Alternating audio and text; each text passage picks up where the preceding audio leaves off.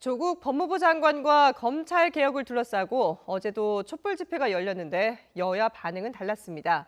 내일 이어지는 국정감사에서도 여러 이슈를 놓고 공방이 예상됩니다. 국회 나가 있는 취재기자 연결합니다. 최기성 기자. 네, 국회입니다. 예.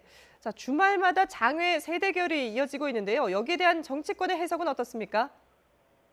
네, 매주 집회가 계속되면서 여야 모두 여론의 향방에 촉각을 곤두세우고 있는 모습입니다. 더불어민주당은 이번 집회는 검찰개혁이라는 시대적 과제에 공감하는 국민의 자발적 참여로 이뤄진 광장 민주주의의 부활이라고 평했습니다. 이해식 대변인은 국민의 목소리를 엄중히 듣고 있다면서 조직동원 같은 불필요한 오해를 피하기 위해 소속 의원의 집회 참여를 자제했고 당 차원 동원령도 없었다고 말했습니다. 자유한국당은 문재인 대통령이 대한민국을 분열의 장으로 밀어넣고 있다고 비판했습니다. 한국당 김정재 원내대변인은 조국 장관 임명을 두고 나뉜 여론이 어제 집회를 통해 극명히 드러났지만 조국 장관 사퇴를 요구하는 민심은 거스를 수 없는 대세라고 강조했습니다.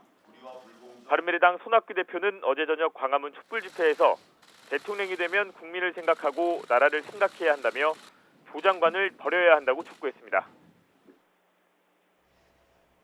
네, 이번 주도 국정감사가 계속 이어질 텐데 내일은 어디서 여야가 가장 격돌을 하게 될까요? 네, 서울중앙지검을 대상으로 하는 국회 법사위 국감이 최대 승부처가 될 거로 보입니다. 조 장관이 추진하고 있는 검찰개혁과 배우자 정경심 동양대 교수의 비공개 소환조사, 패스트트랙 충돌 관련 수사 상황이 쟁점이 될 전망입니다. 또 압수수색 당시 조 장관과 현장 검사 통화와 피의사실 공표 논란 등도 함께 다뤄질 것으로 보입니다. 오는 10일로 예정된 국회 교육위의 서울대 국감에서도 조 장관 관련 이슈로 여야 충돌이 예상됩니다. 특히 조 장관 자녀 서울대 공익인권법센터 인턴 활동과 장학금 수령 논란 등도 쟁점입니다.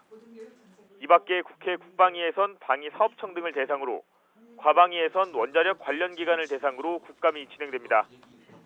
민주당 정춘숙 원내대변인은 한국당이 정쟁을 유발해 국감을 파행하려고 하는 게 아닌가 싶을 정도라며 민생 국감을 해야 한다고 밝혔습니다.